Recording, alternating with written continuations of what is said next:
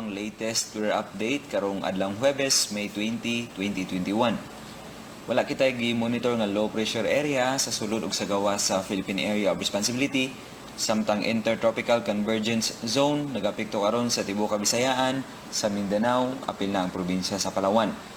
Easterlies nakapekto pod sa nahibling bahin sa Luzon.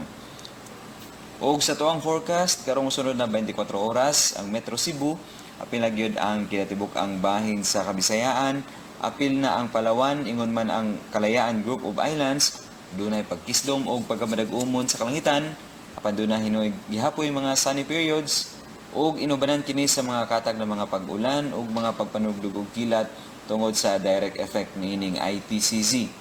Ang Occidental Mindoro, dunay pagkamapanganuron nga tunang sa pagkamadag-umon sa kalangitan, nubanan sa mga patak-patak ng mga pag-ulan o mga pagpanugdog og kilat tungod sa mga localized nga thunderstorms ingon man sa easterlies. Para sa dugang update, bisitaha ato ang website gikan diri sa Mactan sa buhatan sa Pag-asa Visayas DOST. Kini si Mio Aguirre o may adlaw.